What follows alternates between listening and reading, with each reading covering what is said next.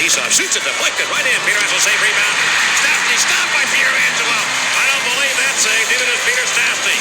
He can't believe the save that Pietrangelo just made on him as Frankie sparkly. Now that maneuver there to stop and rob Peter Stastny. Should get 5 to 10 for that. Hello and welcome to another episode of Tendy Talk. I am your host Joe, better known as Washed Up Goalie on social media. This week I talked to Kevin Woodley, a journalist who has bylines with the Associated Press, Sports Illustrated, and the Hockey News, among others, but is probably best known by goalies as one of the voices of the InGoal podcast. But before I talk to Kevin, let's take a quick break. Kevin, thanks for joining me. It's great to actually talk to you after hearing your voice every week for what seems like forever, listening to the InGoal podcast. Well, I appreciate you listening. And when you say hearing my voice, as the guys on the podcast have been letting me know lately, evidently they hear it a little too much and over and over and on and on and on. So hopefully I'm not too verbose here with you because I'm getting a hard time for how much I talk on my own. No, it's been great and the content's fantastic. In fact, the day we're recording was the day you guys released the Elvis Ms. Lurkin's. I always butcher that last name, but the Elvis podcast. So it was another great one, as you well know.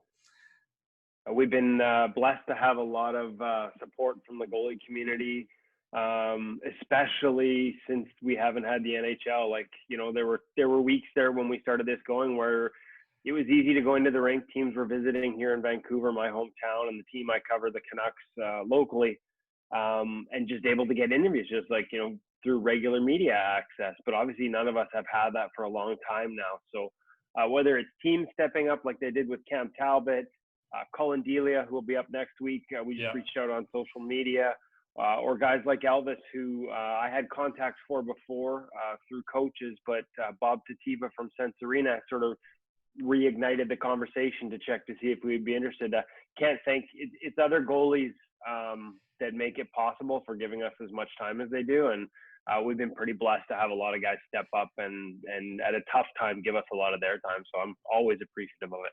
Absolutely, and I'm excited to hear the Delia interview because I'm a Hawks fan, so I'll be dialed into that one for sure. Especially as you talk foam core sticks with them, because I'm still a foam core holdout myself. Getting harder and harder to find those, isn't it? He's got a stash. Yeah, they are, and you know, part of me is holding out for the foam cores because they're cheaper. I am a very frugal person to begin with, but I was talking to Matt from Vintage Goalie the other week and telling him, you know, my first goalie stick was a Titan, and those things were probably the heaviest goalie sticks ever made. So I almost feel like the composite sticks are too light. I don't realize I have something in my hand. And it's funny too, because I was talking to Connor Beaupre, the Wild E-Bug, and he doesn't like the foam cores. He had to borrow one once, and he said his arm got tired holding it. So it's kind of funny how we all have our different preferences for the stick. Part of what makes this position so great, there's no one way, right? Like entire generations are like, I can't feel the composite, it's too light. It's like yourself. And then like we got a whole new generation of kids that'll have never even held a foam core. There's no point in telling them, hey, this stick feels like a foam core as a positive attribute, because they're like, what the hell are you talking about? What's a foam core? Yeah. What are you talking about, old man? There's two younger goalies that live in my neighborhood. They're squirts, and I plan on shooting a video with them on the backyard rink once it gets cold enough. And I want to bring out, I still have the old Titan. I want to bring it out for them to try and use and see how heavy it is for them. I think that'll be fun. Probably weighs more than their pads these days. Oh, absolutely. You know, but I think it'll be fun. I want to bring that out there for them and teach them some of the old school saves, like the pad stack or the skate save where you turn the toe over, see if they can even do it.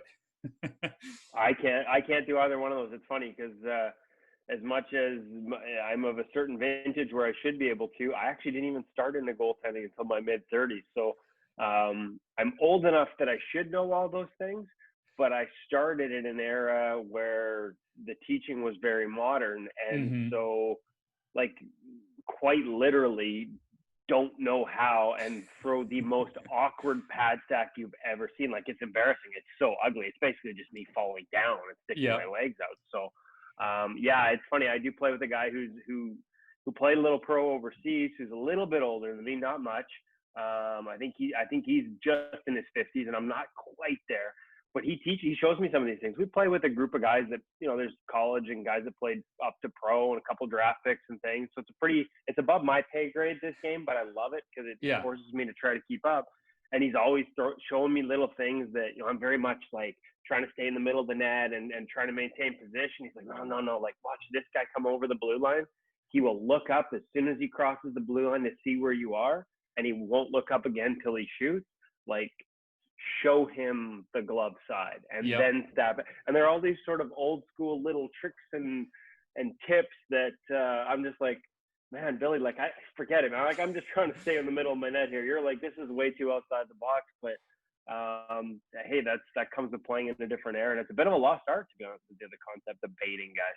Yeah, you know, it's funny you say that, because I remember back to high school, the kids that like to shoot high glove, and if they were coming down on the wing, I would I would cheat to that blocker side a little bit and bait them. Or if I knew they liked the 5-hole, I would open the legs up a little more, like Eddie Belfour in his early days, and get them to go there. And all of a sudden, boom, it's gone before because, you know, at the high school level, a lot of kids, they'll look up, they'll see their shot, and then they'll look down real quick. Well, as soon as they start to look down, you make that adjustment, and you got them.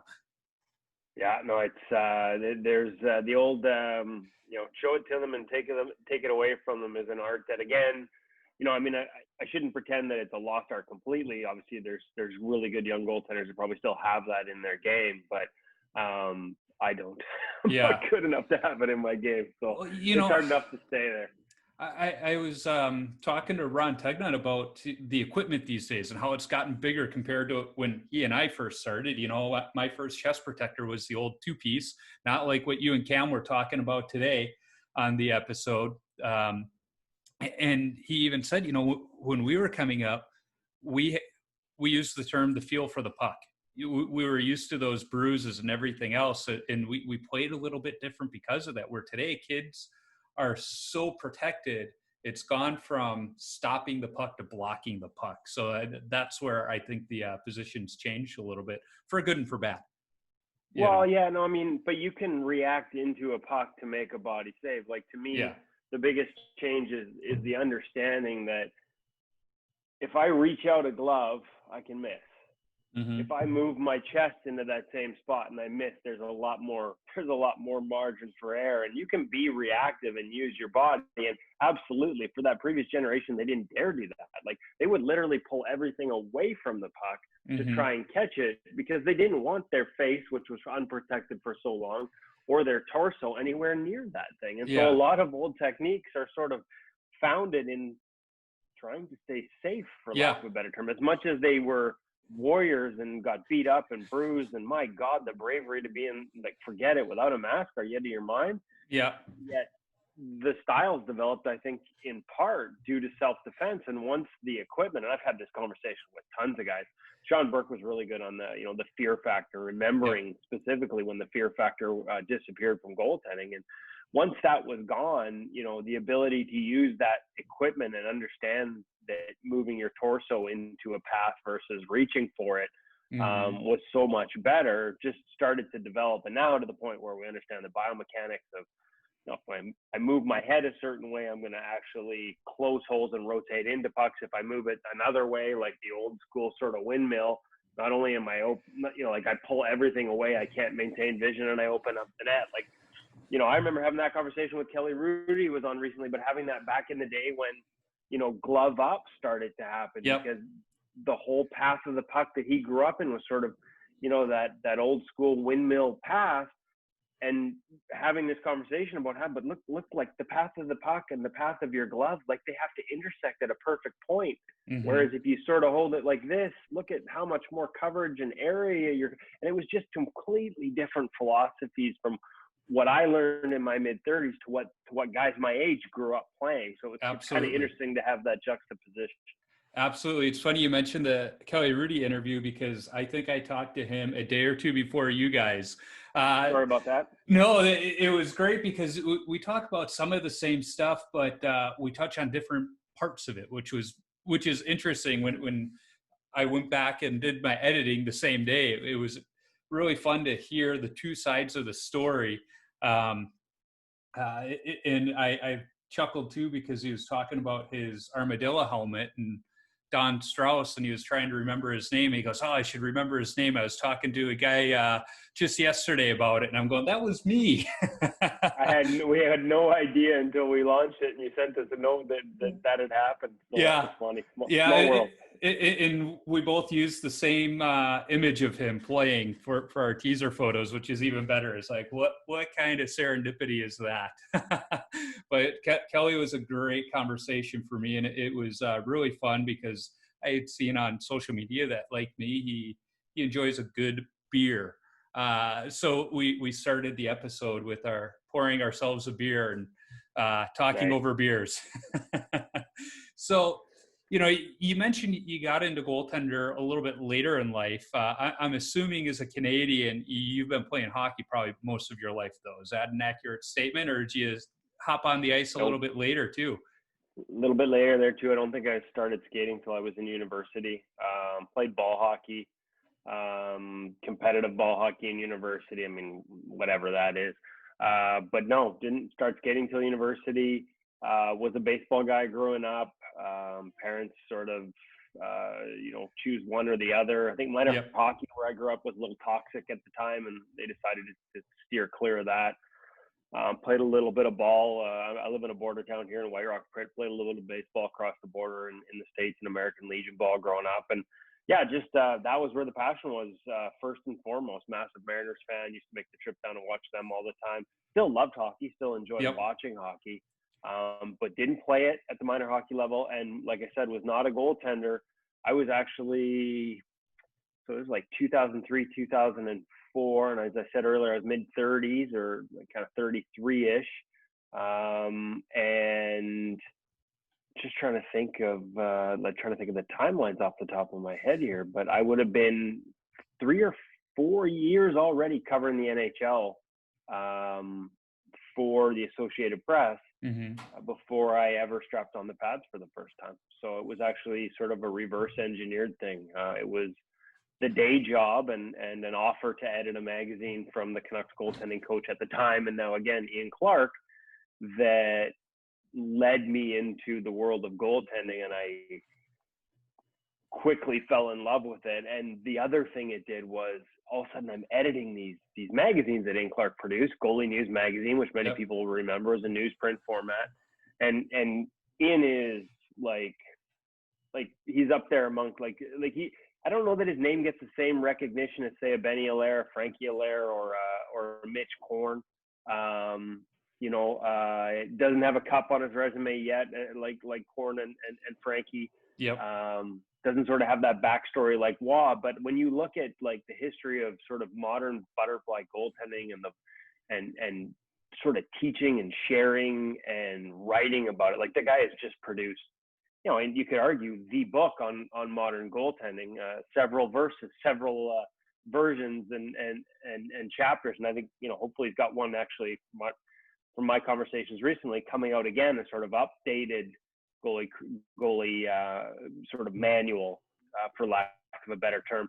And so he asked me to edit it, and I learned this whole world got opened up to me. Learned all this language that, I'll be frank, journalism at the time was going to, like, you had good goal, bad goal, right? No understanding of why, no understanding of what goaltenders were trying to do. That's just how it was. And editing those articles and starting to have those conversations with goalies opened that whole world up to me. Like, okay, like understanding why a puck went in or why he made a certain save, what he was trying to do, what he was trying to execute, whether he succeeded, whether it was a failure of technique, a failure of tactic, when a puck did go in versus good goal, bad goal, and how we all used to judge it back then. Like, there wasn't a lot of specialty in journalism back then.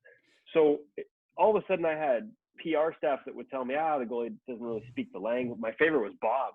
He doesn't really speak Russian, doesn't really speak, but you can try. Next thing I know, me and Bobrovsky this is when he was with the Flyers. were quite literally on the carpet, on the floor, in the locker room, speaking the language of goaltending. Yeah. And he's talking to me about, actually it would have been early in his Columbus days, because Clark was the coach, and he was talking to me about the body mechanic adjustments he'd made in terms of stance and hands.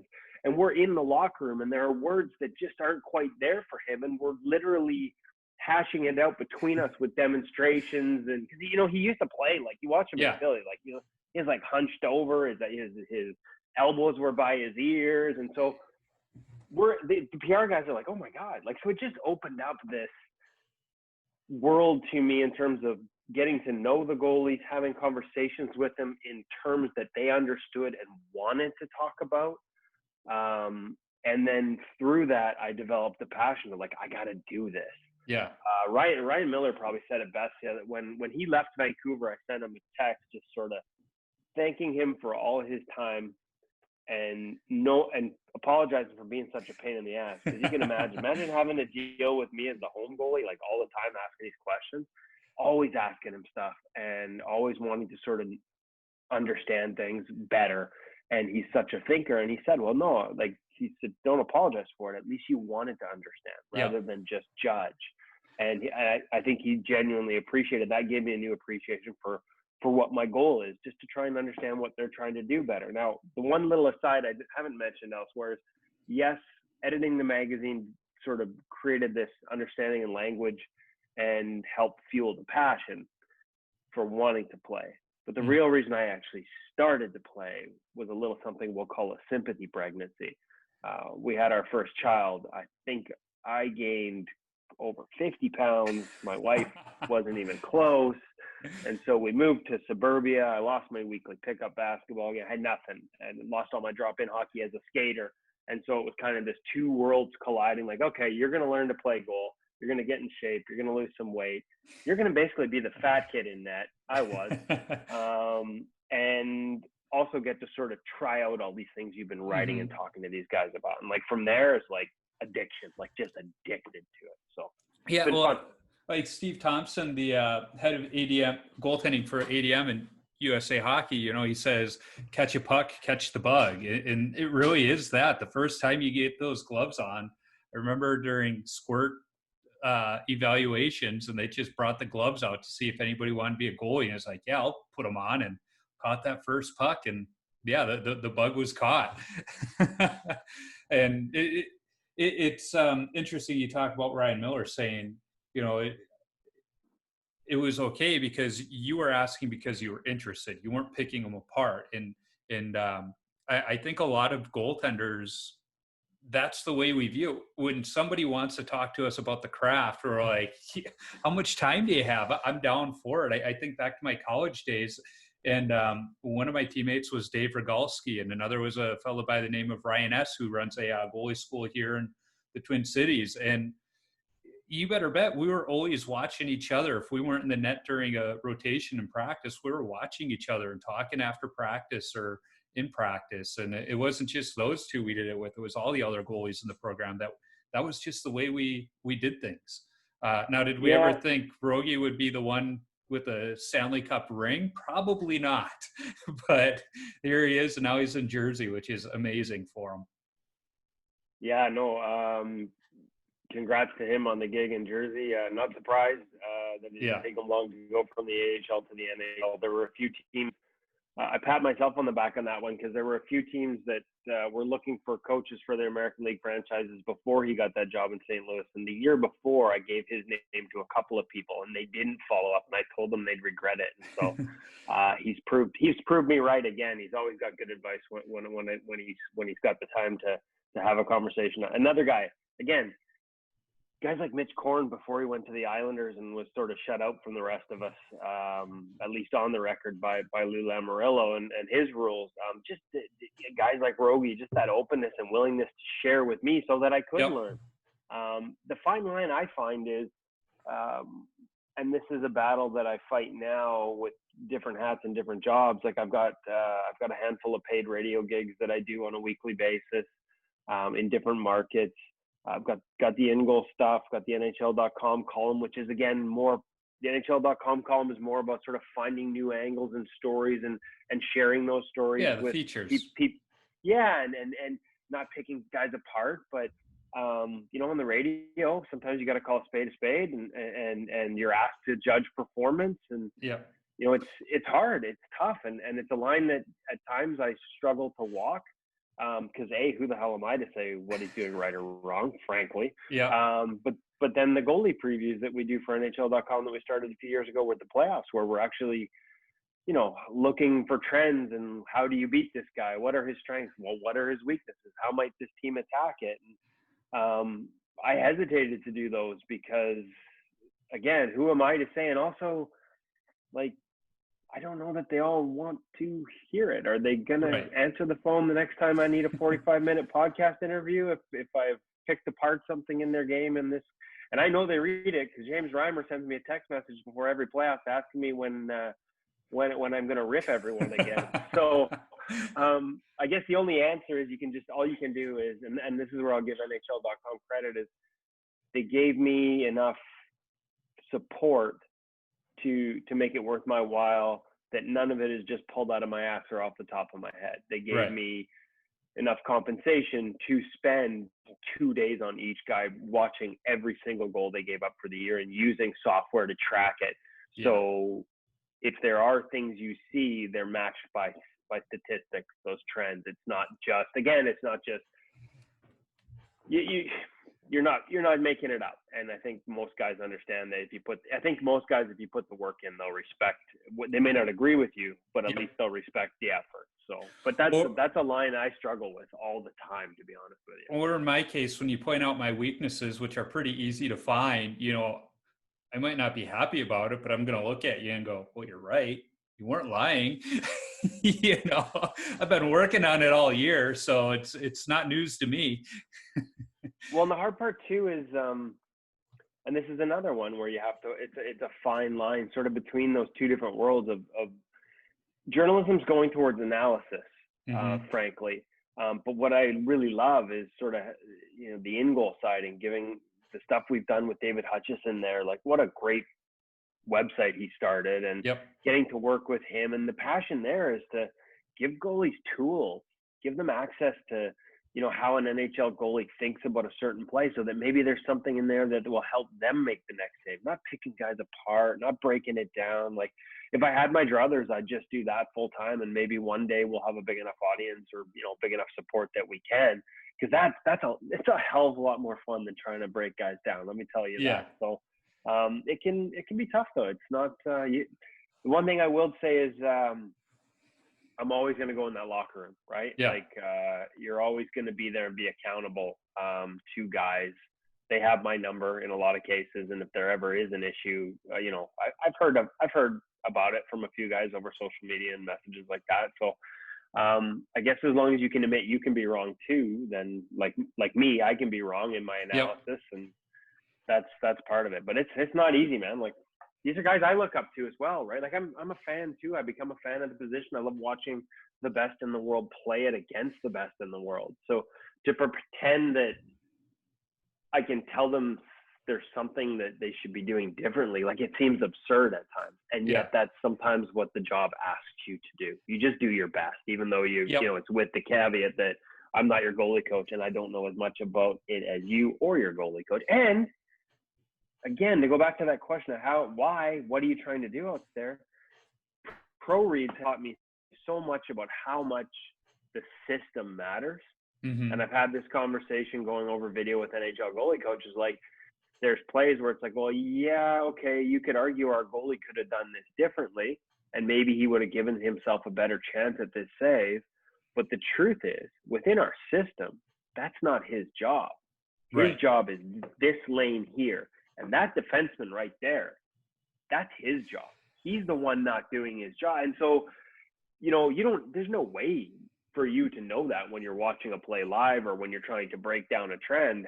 Sometimes it's as much about the system breaking down around them and them trusting it not to, as it is about the goaltender themselves. Absolutely. And since pro reads have started, have you noticed your analysis of goalies when you're looking for those breakdowns? Have you noticed you approach them a little bit different, and, you know, looking beyond the goal, now maybe looking at the defense, or the forwards wondering, well, were they out of position? Was he right in that role? But well, it's hard to, without knowing exactly how, it's hard to, there's no, to know without for sure. having all the information. Yeah, you don't, there's no absolute. It's like, it's sort of what I love about the position. There's no absolutes, right? There's never any one way to do it or absolute right or wrong way. And I think that's part of what makes it so fascinating and so fun. In terms of looking at it differently, maybe a little bit, but the truth is, like, my favorite phrase, and I use it all the time, whether it's radio or whatever, like, is goaltending never exists in a vacuum. It's a function of team play, so much more so than people realize. And so I've always kind of recognized that. I'd like to think that, I'll give the example of Jordan Binnington. Even in the Cup playoff run, as good as he was and as good as he's been throughout his, late starting, short so far NHL career, there were trends that developed in the playoffs in terms of teams that trying to exploit him coming off his post and low-high pass outs from behind the net. Mm-hmm. And that didn't start with me looking at how he played. That was just the numbers. Like, the numbers of goals being scored this way jumped off the page. They were so much greater than any other team was giving up or any other goalie was giving up. And so when I described that, there were times in that playoff run where he looked like he was trying to figure it out as he goes. He went into the post, like, he'd go overlap. He'd go, like, he looked like he was trying to come up with an answer. I don't know if he was or not. Never got to talk to him during the playoffs. You don't have that luxury. But you try and mention in the same breath that maybe the Blues might want to stop giving up the pass from behind the net to a 1T in the slot on a regular basis too, right? Like, it wasn't all on him, clearly. So, I mean, word count, and I write like I talk, I'm usually over, becomes an issue, but you try and add as much of that context to any conversation about goaltending, I think. At least I do. Yeah, absolutely. And a little bit about me. I went to school to be a journalist myself, and my first job out of college was a sports writer for a small weekly paper. So everything you're saying is resonating with me because it's, what I went to school for. But at that point in time in our life, we wanted to be grown-ups and start a family and buy a house, and that wasn't going to happen at a community newspaper.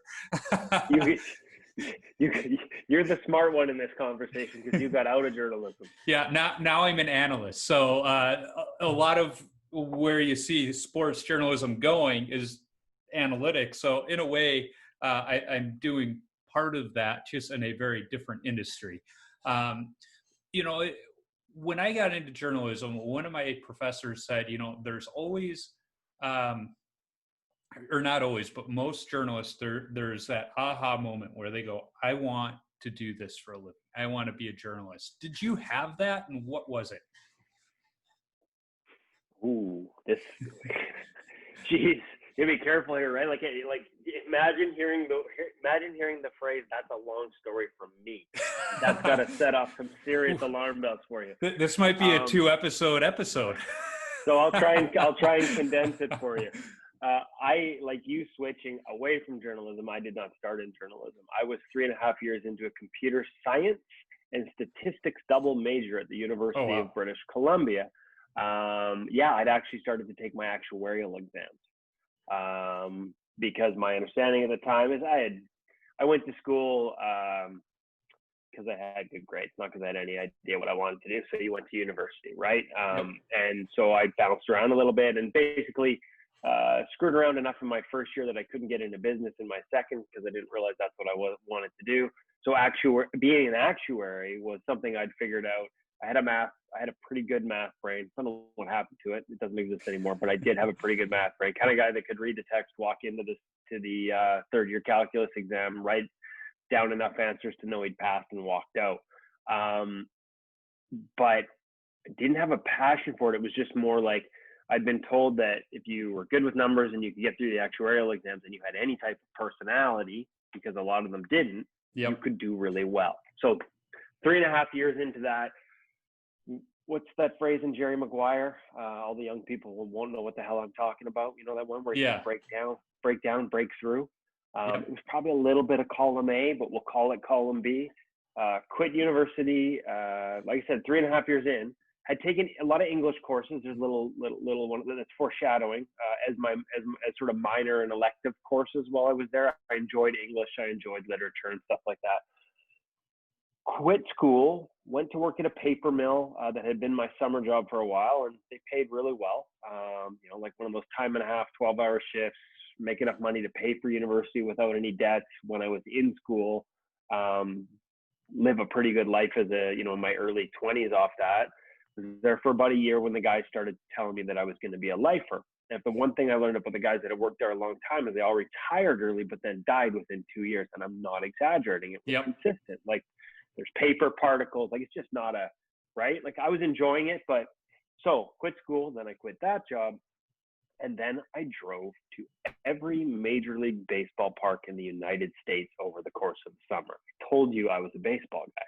Yeah. I lived in the odd hotel room, but mostly, and this was a different era. It was the year after the lockout, 94, 95, the year the Expos should have won the World Series. What a bunch of crap that is. So I drove to every Major League ballpark. I lived in my car. I had like I said, I would stay in hotels to shower and stuff, like I'd say probably every fourth day. But mostly lived in my car, met up with buddies who'd played ball that were playing college ball down there, like on the road kind of thing. Mm-hmm. Truck stops and things like that was where I slept. And again, in the mid 90s, it was not as dangerous as it would be now. I don't think you'd try that, now at all. But I didn't go to Florida because they were carjacking tourists at the time back there, but outside of Florida, I went to every Major League ballpark. I watched the Red Sox clinch the pennant from 8 rows behind home plate because I was by myself. I had a buddy that was going to come and he bailed last minute, so I went by myself. Started with the Field of Dreams. I was just looking around my office because I've got a bunch of baseballs. Like, here, I got to grab them up. I got to show and tell because we're on video. Yeah. So as your typical Canadian. So we got here. Okay, so that's Billy Williams, Chicago Cubs. Yeah, I'm a huge Cub fan, so I like that one. So this one was Gary Carter. Obviously, just as an Expos fan, as I talked about, love Gary Carter. And this one, I get this one up because this is how I ended up going from. Sure, this is how a sort of fantasy road trip after quitting school and then quitting my job led me to journalism. And you will recognize this as a Cubs guy. This is Ferguson Jenkins. Yep. Okay, so I'm a Canadian. Good and Canadian he was pitcher.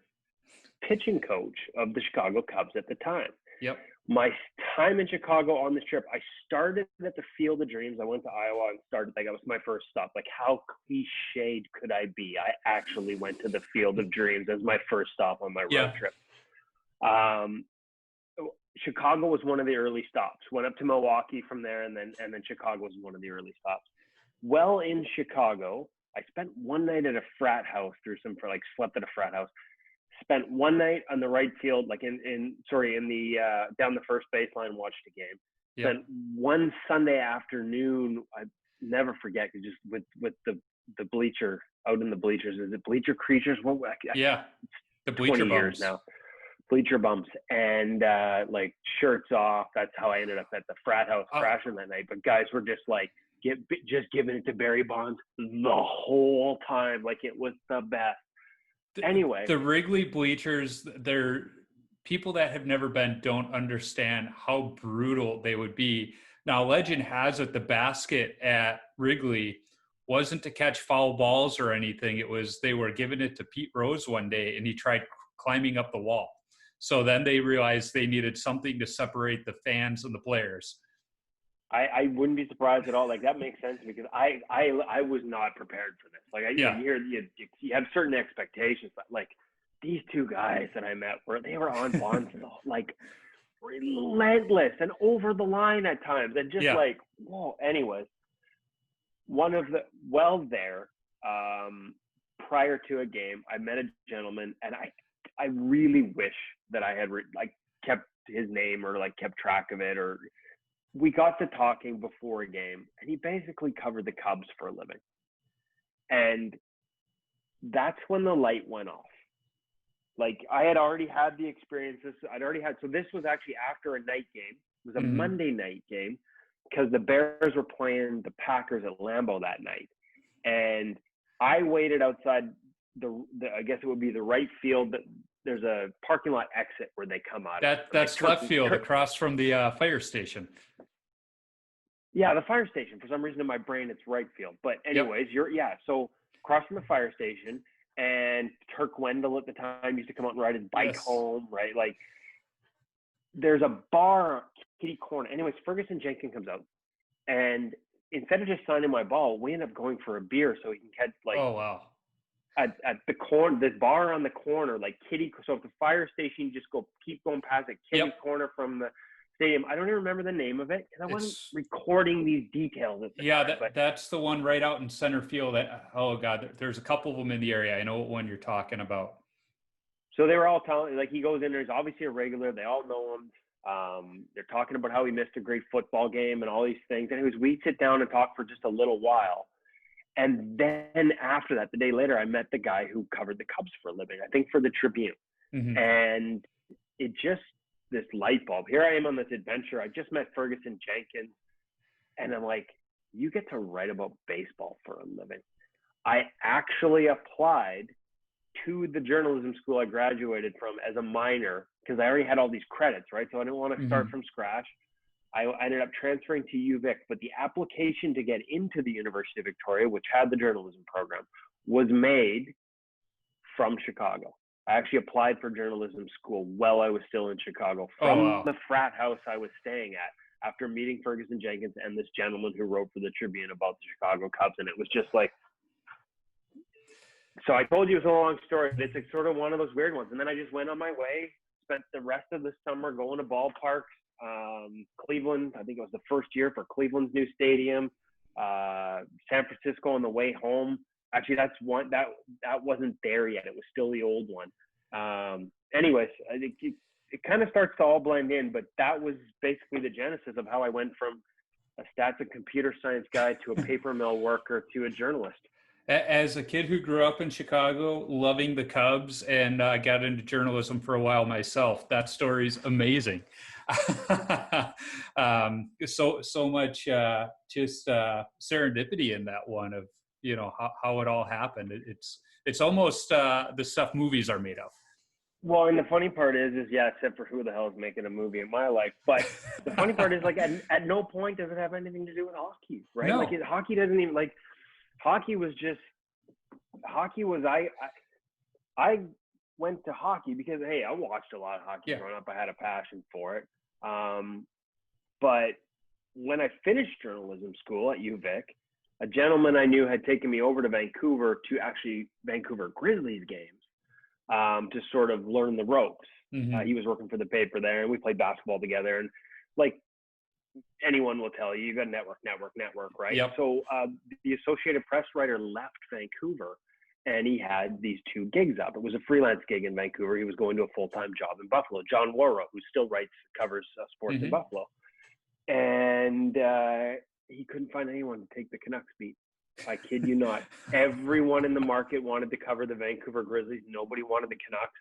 I hadn't finished my degree, and basically said, I'll do it. Came over, did a couple test runs. He said I was okay, and I was learning, and everything was fine. So he gave me the gig.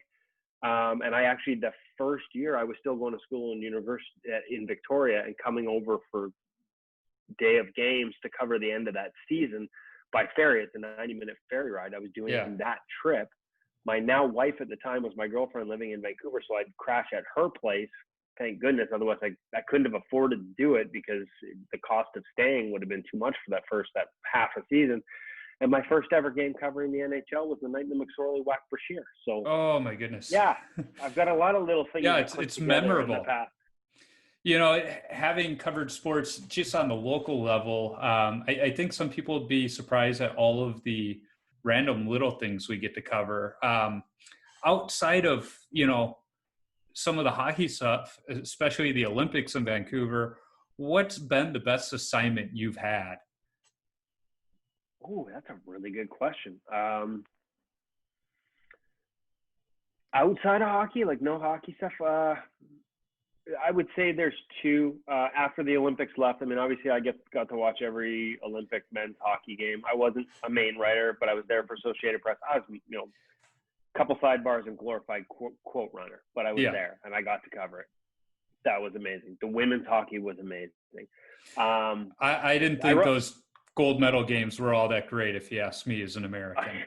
Okay. I was purely an objective journalist at the time, so I was just trying to, but just being there was good enough for me. And then, of course, like at the Olympics, I'm not sure everyone realized this, but with the NHL, we live in a press box, which is 5 rows up and everything's bird's eye view. At the Olympics, that press box is reserved for sort of the IOC royalty, the important people.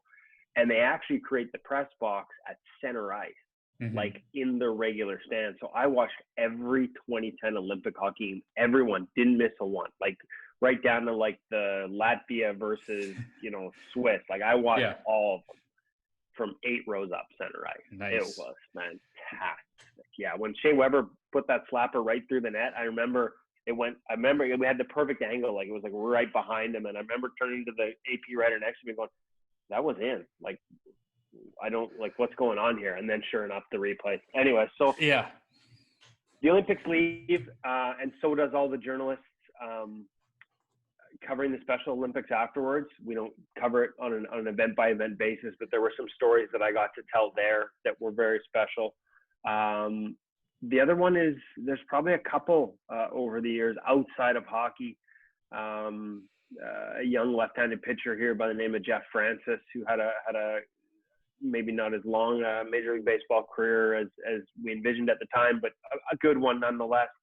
I remember him his first year pro getting called up to AAA and driving down to Seattle because it was down around there, and just that was something that for some reason jumps out at me, because just sort of being a part of his path and getting to tell the story of his path. It's, to be honest with you, go back to the community newspaper days. It's too bad that community newspapers are dying in terms of, giving staff resources and things like that, because I think they play a vital role, and it may have been some of the most enjoyable times I had as a writer, because every day was different. I mean, hey, nobody likes to cover city council. That can be a little redundant and mind numbing and get a little political, but you told different people's stories. And I think in some ways sort of wove your way through the fabric and shared that fabric of a community at levels that just, I don't know, happen anymore. And like you said, you have to get out, because if you want to have any type of career, you're not making enough money to survive. Right. But, to be honest with you, for all like the Olympics and the interviews with Hall of Famers, I love that stuff. But some of my favorite days in journalism were Trev Dealey, the guy who owns a motorcycle shop here, and sort of a legend in the old Harley Davidson world, like interviewing him in his final years at his home in the small community newspaper I started at in North Saanich, covering the junior B team in North Saanich. Those are some good times there. So they're not always just the biggest names and the biggest stories. Sometimes it's the best stories that resonate. I said this, you get to know people, right? Like, Willie Mitchell, when he won the Stanley Cup with the LA Kings, I got to know him pretty well here in Vancouver. He's what I call a waterman. Like, I like to surf, and he's kind of like, he's an outdoorsy water guy, what we would call a waterman. And after they won the cup, I sent him a text right after, and just top of my head, I said, like, we don't in the media, we don't cheer for teams. We cheer for good people and good stories. And I just wanted you to know how happy I was to have a good person, win to see, to cheer for that. I was cheering for you for that. And I think that applies throughout. Yeah. I don't know if you've seen the series, I think it's on Netflix. Ricky Gervais has one called Afterlife, where he's working at a small community paper. And some of that is brought up, like, there's a role for the community paper, and they're dying, and it's sad. But I think back to my days at the paper. One of the stories I enjoyed the most, I don't know if you were ever into the old WWF wrestling, but Sergeant Slaughter during the first Gulf War was kind of the bad guy, and his ring manager was an actual fellow from Iraq, and he was the Iron Sheik many, many years ago. But he lives in, that's my vintage. Yeah, he lives in Minnesota now, and he was going to be at a pumpkin farm right up the road from us. And he's probably in his 70s now, but I think back then he was in his 60s. He was going to be wrestling little people to draw people into the pumpkin farm. But he grew up in Iraq, was childhood friends with Saddam Hussein, and as he puts it, they went drastically different ways in life. And it's just hearing his story and how he wound up in the U.S. and everything else was just fascinating. To sit down with this fella for 2 hours and hear his life story was amazing. That's like I said, I think we lose a lot of that. Hopefully, like, you know, to be honest with you, on a small scale, not to the same way that it would matter, because I think that stuff matters for a community to know who is a part of the fabric, especially in smaller towns. But hopefully, you know, in terms of the goalie community, to bring it back to goaltending, hopefully we can at least touch on some of those stories and some of that background with podcasts like yours and podcasts like ours, the InGoal podcast, where, you know, we get to spend an hour without, like, you know, most journalism now is post game, you know, quick Q&A type stuff. A soundbite. To get an hour with Elvis. I mean, I was a fan of the kid because he's got so much energy and he plays with a passion, and he's really good. But like, I don't know about you, but I came out of that interview as the guy doing the interview. With just like an even greater appreciation for just, again, that passion that I think brings all of us together from peewee to pro, whether we're talking about gear or technique or train until you puke. Like, I felt like I'm now a massive Elvis Merlikin fan after that interview. And hopefully by having some of these opportunities to do the long form interviews with these guys, we allow them to connect at a different level with a different type of community. That's the goalie community, beyond just the fans in their market, sort of the community as a whole. And, you know, like they'll talk about, most of these guys, if you talk, like, hey, like remember, the audience is goaltenders. And there'll be kids and parents. Like, we get a lot of parents saying, we listen to the podcast on the way to the rink with our kids, especially it's a little tougher now. There's not as many, you know, tournament travel and stuff like that with COVID. But so give us something that's going to help that kid in his game tomorrow at the end of that trip, or like little piece of advice. And most of these guys are more than willing to share those types of insights. It's been kind of fun to sort of watch that all play out. I wish Elvis would have taken video of his wife trying out the Sense Arena. That would have been fun. My hunch is, Mike, much like the fact that you're going to, you know, use the video on this, and I didn't put a cap on this bad salad, that my wife will not appreciate that as much as his wife would probably not have appreciated him taking the video and sharing it with the world. Well, wasn't that great though? Like, this is my world. This is what I do. Like, I thought that was just awesome. Yeah, that's one of those moves though. You ask for forgiveness later. Forgiveness is often much easier to get than permission. That's for sure. Yes, exactly. Now I want to be considerate of time because as I'm the one who won't shut up. So, well, as a good journalist, I did my homework, so of course I've got all kinds of notes. But I just want to make sure we're okay on time because I'm good. Perfect, because I like when conversations go well, and as in fact, when I talked to Kelly Rudy, we went 90 minutes just because we were two goalies having a good conversation. So it was like, let's keep it going. He's so good. I look forward to that then, because even though we interviewed him as well around the same time, I know there will be aspects that I will pick up from yours that are, like you said, that are different. So I'm looking forward to hearing that, because he's like, he's, you know what, like I said with Willie, we cheer for good people. Yeah. And he, in addition to being a great goaltender during his age, with a lot of great insights on the position, above everything else, he's just a really good person. Oh yeah. And that's one of the reasons I wanted to have him on the podcast. I shared an image earlier this week on Instagram of, long before I launched this, I just started listing goalies I wanted to have on there. And he was, one of the first names I wrote down, because I've admired him for a long time. Now, I won't get into the specifics, but one of the things I asked him about was the blue bandana and where that came from. So that was a fun story to hear from him. We're almost an hour into our discussion, and I'm just asking the question now, but goalies worldwide know of InGoal magazine.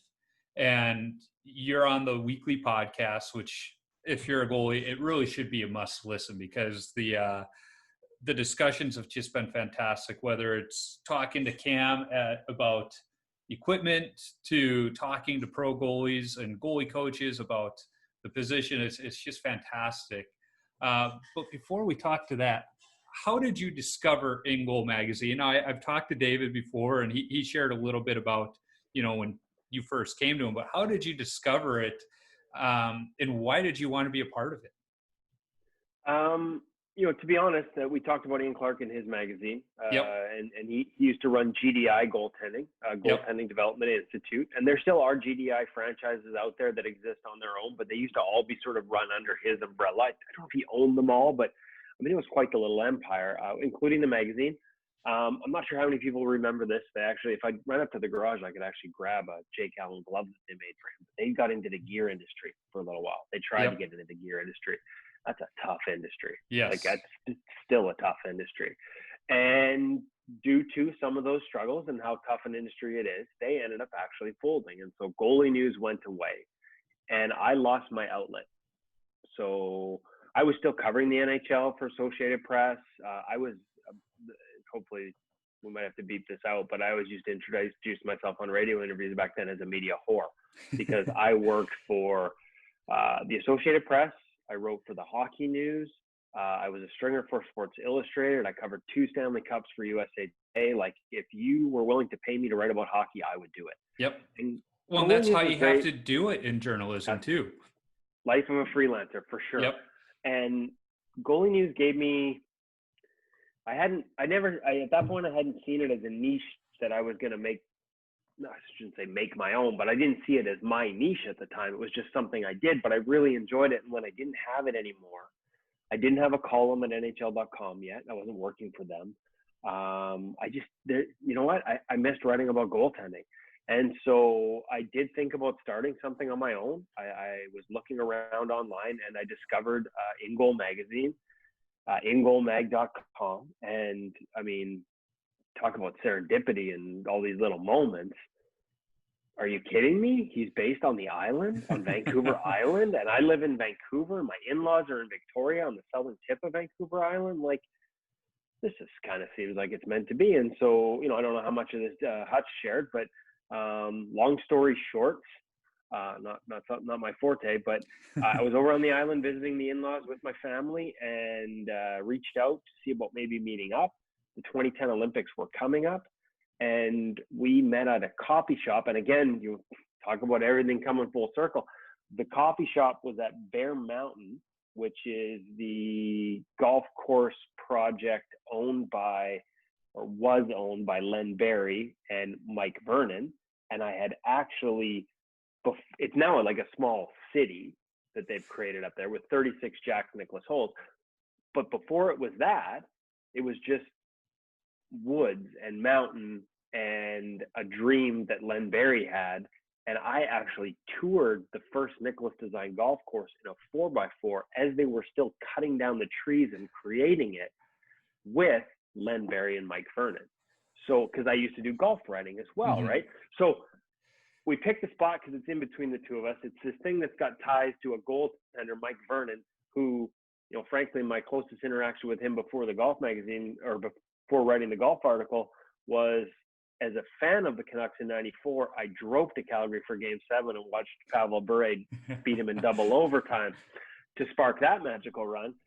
So now here I am. I meet this guy who's got a goalie website, doing a great job with it. And we meet at a coffee shop at Bear Mountain, and guess who owns the coffee shop?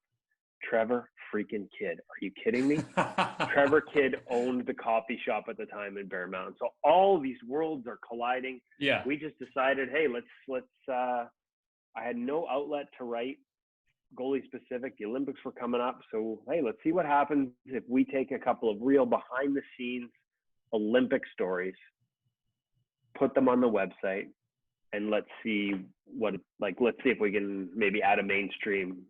Wasn't a word we would have used at the time, but sort of add that sort of mainstream rather than just masks and interviews. Let's Right. add some stories, some journalism to it. And it went well. So Here we are, 10 years later, and we're still figuring it out as we go, but what a fantastic guy to partner with. His passion is right up there with mine in terms of for the position. His son plays it now at a really high level, and he's the brains of the operation for sure. And together, we haven't quite figured out the business side. Neither one of us are making a living off this yet, but we still have enough of that passion to keep driving us forward to try and get there. And I always say that because I know people, we've got a subscription product now, obviously with InGoal Premium. And, you know, I get it. There are probably some people that are like, you always used to be free. Why are you charging? At the end of the day, we couldn't keep up doing it for free. There's not enough ad money. It's the nature of the beast. You have to. It is. Every once in a while, I get somebody on Instagram going, why is this paid? Why do I have to pay for it? I'm like, and my response is basically this: do you work for free? Right. And the reality is this is a job and it's a lot of work. Right. And so for the most part, the feedback has been very positive. We hope it's a model that allows us to hire more people with the same passion, more writers, more goalie coaches, more webinars, more. And we'll get there. It's a growth pattern. But like I said, at the end of the day, both of us are willing to put more into it than we get out of it still because we love goaltending. Right. It's a labor of love. In fact, when InGoal was still very new, I discovered it. And I was out of journalism at that point, but was kind of looking for an outlet to, you know, do little things here and there. And I reached out to Hutch and I said, you know, there's a fellow that lives about 15 minutes north of me named Todd Miska. You want me to reach out to him and see if I can put something together? And absolutely. So I wrote a piece, it was probably 10 plus years ago, on Todd Miska. I went up to his shop, and like this discussion, you know, it was supposed to be a 45-minute to an hour talk on goalie masks, and we sat there for another 2 hours talking hockey. Although I did something I hardly ever did in my journalism days. I sent the story to Todd first to proofread it, because I tried using my phone as a recorder early on, you know, back before I trusted it really, and it cut out real early. And so I wasn't taking super detailed notes like I used to, just kind of highlights here and there. So I sent it to him just to make sure the facts were accurate. But here we are all these years later. You guys are doing fantastic. And Todd's son is, you know, in the Colorado organization. That's actually a story that we actually at one point actually assigned that story once to someone that we're hoping to work with, and they got waylaid and looking to assign it again. Just Hunter and his dad and that relationship and how much growing up, you know, with your dad painting Nabby's masks. And we talked a little about it, and the synergy. And the fact that it was mom that didn't want him to play goal for all those years. And it was fun talking to Todd, and you know, watching Hunter now. It's really fun. I loved when he came out with that Eddie Belfour Eagle mask. It was almost sad to see him transition away from it, but it looked so great. And if there's one person to wear that mask other than Eddie Belfour in the pros, he's the one where it makes sense. Yeah, absolutely. Absolutely. Yeah, well, we may have to talk on that one later. Yeah. In fact, note to self. I saw today on Instagram that he was at the Super Rink getting some reps in before they shut our rinks down Friday at midnight. So I was a little jealous because I've been on IR with a back injury, and I got clearance this week to go back to beer league, which would have been Sunday night. And it's like, of course they shut it down. I feel you. I haven't been. We have some immune compromised people in our lives, and so I haven't been on the ice since March. And man, do I miss just playing hockey. It's 8 months without it. It can be overwhelming at times when you start to think about just like I don't throw around words like depression loosely, but it can be a real downer. You know, I talked to Justin Goldman about this on one of my early episodes in that first skate after lockdown, not knowing how much we needed it. It was a very different feeling of joy. One guy I talked to said it was like that. I'm not a coffee drinker, so I'm going to take their word for it, but they said it was like having a 3-day coffee caffeine high. You know, it was good. And I actually did my first skate across the border in Hudson, Wisconsin, because they had opened their rinks up, and the guys from the For the Love of Puck project got some ice over there, and they gave me a call. They're like, "Hey, we need a goalie. Are you interested?" I said, "Absolutely." You know, because we have some immune compromised folks in our house too, but we believe we had it back in December. My parents were in England over Thanksgiving last year and came back and then came up to visit us for Christmas, and were sicker than can be. And we got sick from them, and their doctors, of course, we didn't have the test back then. Right. But their doctor said all the symptoms, they had it. Oh, and there go the dogs. Brilliant. The joys of recording podcasts. But anyways, I digress. Back to the discussion here at hand. I'm loving the weekly episodes or segments with Cam from the Hockey Shop. You say it's to educate listeners on new equipment, but you can be honest here. Other than my mom, there's probably tens of people listening.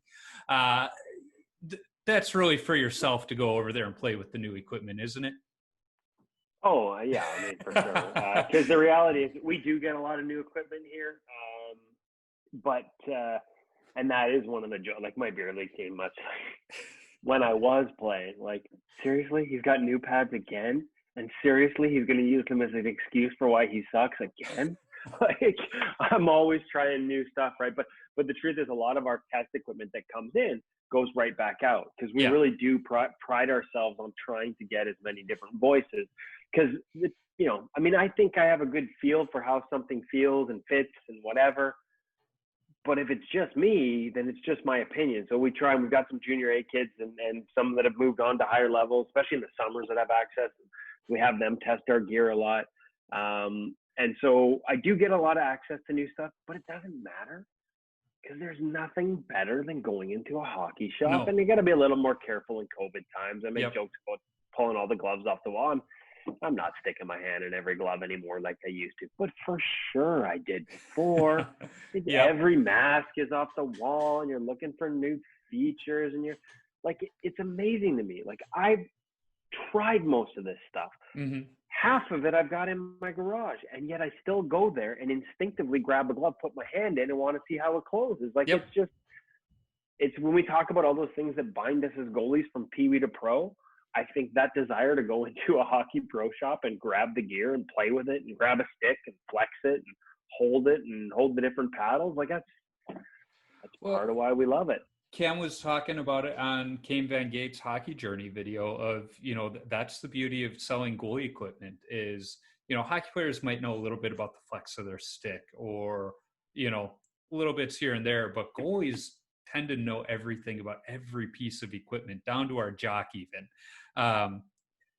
So that's just how we are. Now, you're the guy that comes to beer league with, new equipment every 2-3 weeks. I'm on the opposite spectrum. I'm still wearing equipment I bought in 1999, and I use that as the excuse as why that puck went in the net, because I can't close my 5-hole anymore because the pads are so old. 1999, so at least, like, tell me, have we got landing gears on those still? I'm trying to do the math. Because so, that was as things were just starting to evolve early. 2000s. Yeah, so I'm wearing Vaughn Legacies, the equipment Belfour had in Dallas when they won. So kind of that bullseye pad looking. Yeah, the glove, the T4000, it's huge. Kay Whitmore would never sign off on it. Even if I cut the thing in half, it's probably still illegal. So yeah, it's an amazing glove, and I'm kind of worried. One day I know I'm going to eventually get new equipment, and I'm going to have a terrible glove hand because everything's just I'm going to think the glove's there because I'm used to this giant. In fact, when I got it in college, our equipment guy brings it in. He goes, yeah, I think this thing has an 18-wheeler just to hold it up. It's just, he used some colorful language, and he was like, it's effing huge. Of course, he grew up playing, back in the days of no goalie masks, so he thought it was something else. But the other goalies on the team, that was my freshman year, so Rogalski wasn't there yet. The other goalies, they grabbed it from me after practice and like, I need to see this thing. And it came during the high school hockey tournament. So we were sitting there on the couch, all of us goalies watching the tournament on network TV, and just passing the glove back and forth, breaking this thing in. I didn't have to do anything to break it in. The other guys did it within a day. It was great.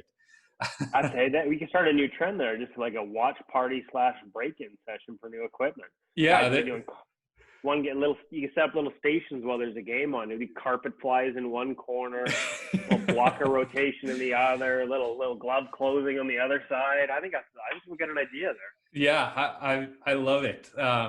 Speaking of ideas, now you have the warm-up stick. When I was in college, I had my practice stick. And I get that, you want to keep the good stick ready to go, but there's something to be said about feeling the puck in warm-ups, and doesn't it change from the old beat up stick to the nice stick? I'm intrigued about the warm-up stick. I could show you a picture of the just say there's no shortage of sticks in my garage. Most of them are pretty good high-end sticks. So my warm-ups, it's kind of a joke between I do definitely I don't take my game stick out to warm up if I find a stick I love, because we do get lots of different models and stuff. We don't get them in bulk. We're not ordering 6 of them. So it's been a couple of times, like the E-Flex 4 stick from CCM. I love that twig. And just the flex and the easy passing. I love that. There's an evolution I love in equipment, how they've gone from composite to now let's have composite with different flex points like a player would. So if you want to, if you're not a great natural puck handler, you don't get a lot of, sort of natural sort of lean onto the stick. It's like a player's club in golf, right? Like with a little cavity back, with a little extra help for you, right? I love that stick.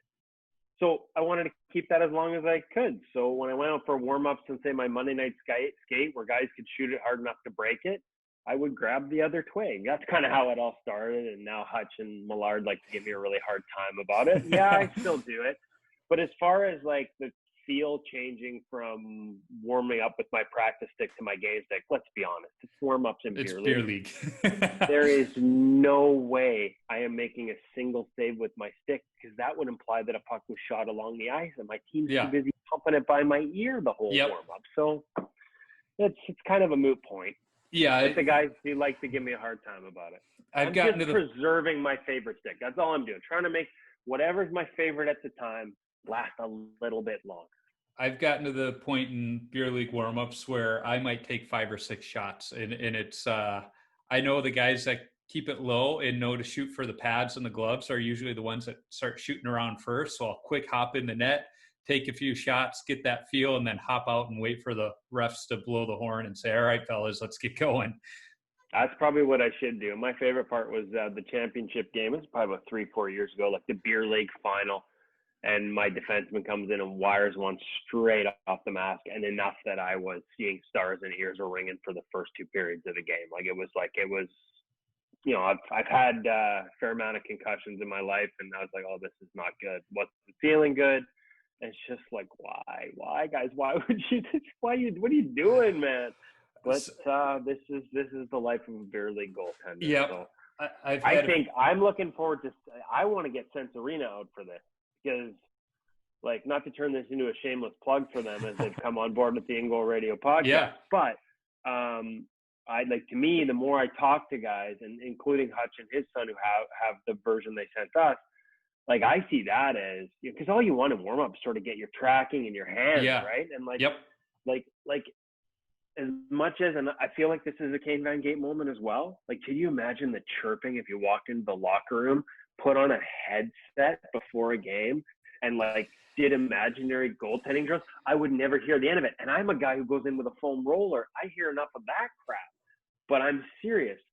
I think that might be the one. The more I hear about how guys feel about their vision in their hands after using it, to me, instead of bouncing balls off the wall in my basement before I go to beer league or to my Monday night skate when we get to go back, I'm really curious to try that, because nobody can hit me in the head while I'm wearing it. And it might just do all those things that you're trying to do in your 5 or 6 shots. See, now you assume that your teammates are going to be there before the Zamboni gets on the ice to see you with the Sense Arena on in the locker room, because that's been they show up early because they show up early just to chirp me to see all the things that I'm doing. So yeah, no, I'm not worried about that. They'll be there. Yeah, because I do the visualization. I get half my stuff on, and then I get down to the butterfly, I close the eyes, and I track the puck into the hands and all of that. But yeah, to do that with the Sensorine, it would be pretty cool. I think you're I think it onto would be something cool, there. but there would be some heavy chirp going. Like usually, if I were to do, and I've done it a few times, I'll grab the balls and throw them off the wall. Get into a butterfly and do stuff like that. And if the game matters enough, they might not chirp me. But most of the time, if I were to close my eyes and do visualization, half the room would be going, "Hey, you haven't looked behind you yet. Start looking behind you. That's where the puck." Like that's the type of stuff I'd be putting up with. See, I love those guys, but that's where the chirp back is. It's because you're not on the ice. yes, you haven't backed in with a 10-foot gap all the way to the top of my crease until he's at the bottom of the hash marks, and you're sort of screening me. That's probably why I am not looking behind me. One of my favorite beer league moments still is I'm on my post and I'm just yelling at my defense and I'm like, tie him up. And I'm pointing with my glove to the guy on my back door, just standing there waiting. I'm tie him up. And eventually the puck gets passed to this guy on my back door and he puts it in. And I was just going to lay into this guy and he looks at me and goes, "Oh, you meant that guy." It was like, okay, now I can't be mad. That was funny. Yeah. Life of a beer league goaltender. Everyone listening to this that does it can relate to exactly what we're saying. From the pregame chirps, the postgame chirps, the bad defense, all of it. Yeah, but if they're not chirping you, that's when you got to worry. That's true. Yeah. That's true. So let me get back to my notes here. I keep going all over the place, which is a good thing. My fault. No, it's not. So in your time covering hockey and working for InGoal, we've seen a lot of changes in the position, especially in the last 10 years. In your opinion, what do you consider the biggest change or advancement in the position, from equipment, technique, whatever? What do you see as the biggest improvement? Oh, that's a tough one. You mean like since in recent years, since I've been covering it, or like? I would say since you've been covering it, Well, so I started sort of digging into goaltending about the time that proper leg recovery out of the butterfly was not everybody didn't do it. Like old Kolzig was still getting up with the same leg, which meant half the time he was getting up with the wrong leg. Yeah. I remember talking to Curtis Joseph late in his career in Arizona about trying to add proper leg recovery out of the butterfly after watching, going to a summer camp and watching 12-year-old kids do it naturally and saying, these kids move better than I do. And so that's a pretty prevalent theme over the, I guess, almost 20 years now I've been doing this, is guys at the NHL level watching kids move and saying, these kids move better than I do. Because with each new generation, whatever gets developed and starts to be taught at the NHL level quickly trickles down to the youth level and becomes innate for that next generation. It's all instinctual for them. They grew up with it. Whereas you got a guy like Curtis Joseph, who you can make an argument his numbers dipped after he learned proper leg recovery. So what happened? Did some of the instinct leave because I don't know what the answer there is, but so, I mean, that in itself is massive. But then you've got the different post play. Since I started covering it, VH started and then got overused. And then we had RVH and then still some overuse of that or improper use or improper execution. As I like to say, it's not RVH fail. It's usually failed RVH. There's a difference between the two. So and then right into tracking mechanics. I've got a bias there because I got to learn some of these new mechanics, sort of from the ground up with Lyle Mast, who, and it was for a while there a controversial name in the goaltending world. Probably my fault. I wrote some articles about how different this was. And a lot of people were pissed because they said, well, you can't just tell, you have to show us. You have to show us how it works. And I'm like, well, I'm writing for NHL.com. I'm not writing a manual. And, frankly, it's not mine to give away. Yeah. There were a lot of people like Steve Valaket once told me, first one through the wall always gets bloodied. And there were a lot of people that were pissed off, like really, really pissed off. And then there were a whole bunch of other people that pretended they knew what it was and talked about it, but actually didn't. Mm-hmm. And I got stuck in a position where I couldn't. I really couldn't talk about it, but it was my fault for putting it out there. And like, honestly, I need to own some of that. Like, I'm not saying that like my fault, like, woe was to me. It really was my fault. And I actually probably put a lot of that negative attention. To that point, Lyle Mast wasn't a look at me guy. He wasn't writing articles about it. He wasn't asking for the spotlight. As a matter of fact, the first article I wrote never quoted him. It was quoting other people that had a chance to work with him and learn this stuff. And at the end of the day, whatever you want to make of it, it's an absolute black or white, yes or no, off or on biomechanical trigger for the most efficient way to move. Mm-hmm. Goalie coaches for years have taught that type of efficient movement. All good goalie coaches, I remember Mitch Korn saying, like, this is what we've always looked for. This is what we've always wanted. The difference is they've tried to get goalies to it. They always knew what it looked like, what good goaltending was. Mm-hmm. The difference was they try to get them to it with heads and hands and hips and all these different parts to try and get this most efficient movement. And actually, in some aspects with the T-push, we were teaching things that weren't efficient. We were teaching a lot of unnecessary opening and closing that got you to your next position without building your angle, your set, or your square. Whereas if we moved a different way in terms of what triggers our movement, we could get to that next position already on angle, already set, already square, because we built it before we left rather than building it once we arrived. Right. And when you start to clock the difference in how long it takes and the access you have to the puck along that path of movement, there's no question which way is more efficient and which way is actually also faster. But a lot of this stuff was misunderstood. It was not understood because a lot of people, there was no sort of explanation route, like right down to the roots explanation of the science. And we're talking things like vestibular function and balance and 20 years of research sort of that went into this project that just all of a sudden got launched by my stupid article and created a bunch of pissing contests around the league.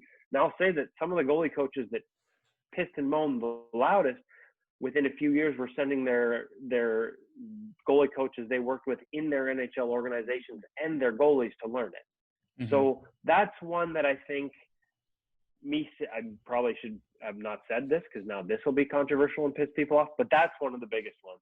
And we've seen, without the name of it, without it being called certain things, we have seen goaltending, whether it's because of that directly or because people looking for it, trying to figure out what it is, there has been an increase in the efficiency of movement, mm-hmm. a lot of an access to pucks off the release and not moving out of the way. People have looked for the efficiencies that were part of this, even if they haven't discovered them as because of this or have that trigger as the foundation for it. Movement to me has never been more efficient. And that's been the trend all along, whether it's proper leg recovery, moving in and out of our posts, or something like these new biomechanics. It's always about being able to move better. Now it's on our skates more than it is on our knees. That yin and yang will always evolve. Yep. But if you can't move, you can't play. It's never been more true. And I think that's been the biggest thing. Different little signposts along the way that help us move better as goaltenders. That was a really long-winded answer, and I went down a path I really didn't plan on going down today. So, but it was a good answer. Hopefully I didn't open up Pandora's box on that one, because there will be people that misinterpret that and still take it the wrong way. And I got kicked in the nuts a lot on that one. And I'll be honest with you, I wasn't wrong. And, sometimes it's standing by your word and believing it. So there's nothing wrong with that. There's a saying, I'll give you this one. There's the one thing I will say, and this is why I say that, not to sound like a total egotistical. In goaltending, I said there's no absolutes, but there is sort of one truth, like video doesn't lie. No. Like video doesn't lie. And if you can show it on video and prove it and demonstrate it, like right down to the nth degree of yes or no, black or white, on or off, frame by frame measurements in terms of delays or no delays, We can see set, we can measure set, we can measure square, we can line all those boxes up. You get as scientific as you want or not, you can just see it. It's all there on video. Yeah, absolutely. So I don't know if you've had a chance to listen to any of my other episodes, but I like to close it out with a series of 10 rapid fire questions. Okay. I promise I'll be quick because I've taken up way too much of your. I'm actually apologizing for taking up too much of your time, and I'm the guest. I'm bad at this. I'm really bad at this. You haven't taken up too much time. This has been fantastic. So the first question is, what's the craziest coach moment, either from your playing days or from covering hockey, that you've seen? Now, mine, I always bring it up, is I was at a Blackhawks game. I was sitting behind Roberto Luongo as he was playing for Florida. I was 8 rows behind him, the first row above the Zamboni entrance, and Mike Keenan was not happy and started throwing sticks on the ice at the referees to get their attention. So, that's the kind of crazy coach moment I'm wondering about. Okay, so crazy coach moment for me. I know it's a goaltending podcast, so it should be a goalie coach, but truthfully, the craziest coach moment I've ever seen was Torts going down the tunnel, because I was covering that game towards the Calgary Flames bench. The crazy part of that moment was, evidently, it was a question I had asked him in the morning, and I am not a controversial reporter or a guy who likes, I'm not trying to it was actually a softball question. It was teed up for him to tee off on in defense of Henrik Sedin playing through an injury in his Ironman streak. I actually set him up to dispel some of the stupidity in the marketplace about Henrik costing the team by trying to maintain his Ironman streak rather than just, resting and getting back to his level. So I threw this softball up in the morning skate, and he absolutely blasted me for it. And in doing so, I actually gave the answer I think we were all looking for, right? Defended the hell out of Henrik Sedin, but absolutely put me on blast for it. By the time that game started, we'd forgotten all about it. Next thing you know, there's a brawl on the opening drop, and Bob Hartley obviously played a big role in that. Torts is going down the tunnel and getting suspended from the NHL for trying to do so. What a lot of people don't remember or recognize the link between the two is when he did his post-game press conference, we're all expecting him to come and talk about Hartley. His first response was actually about how he was still so upset about the question he was asked during the morning skate, and how that had set him off for the entire day, and he was still pissed about it. So he just tried to go down the other bench, and of course Clint Malarchuk was out there ready to come out and scrap too, and we had him on the pod, and he remembered that.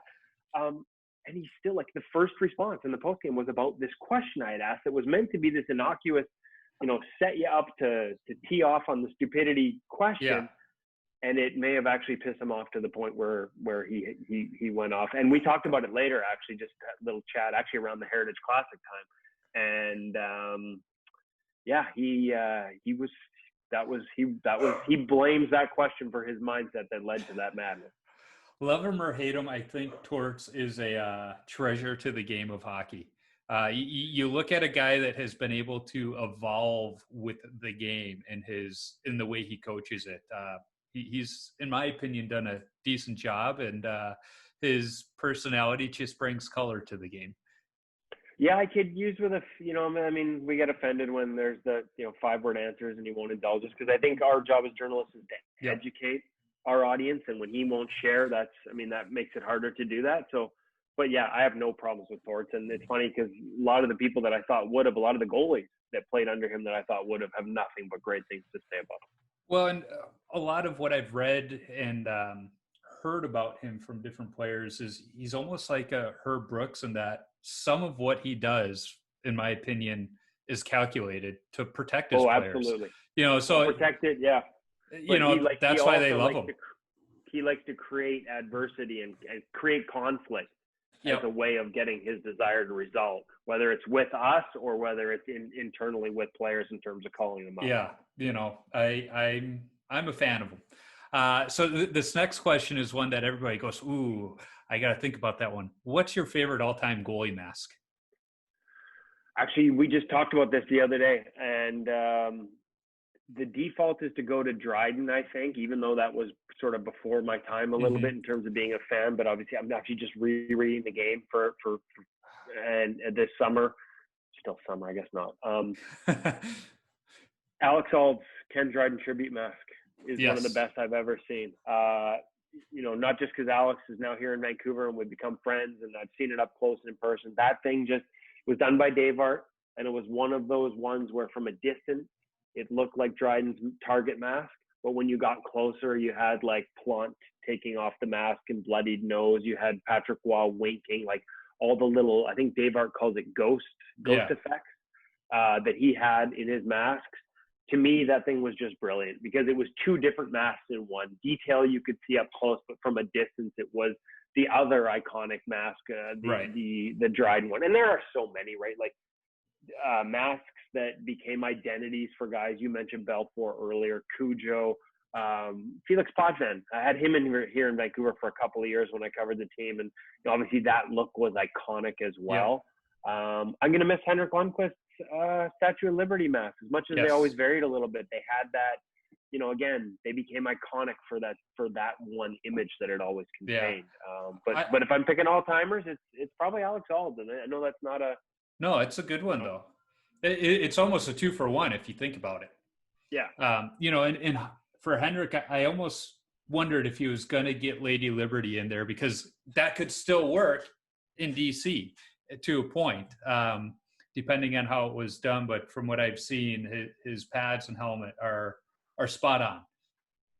Would we expect anything less from a fashion and style icon for the goaltending world than another set that looks great and another mask that looks great?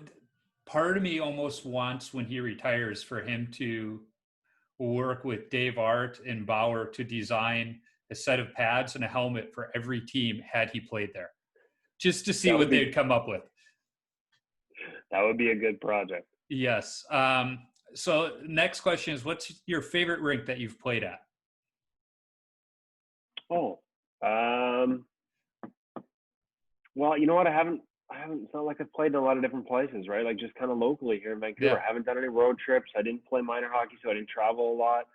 I haven't done any as an adult. We haven't gone to any. That's one of our things before COVID. Our beer league team is like, we need to start traveling to do some roadies and have some fun.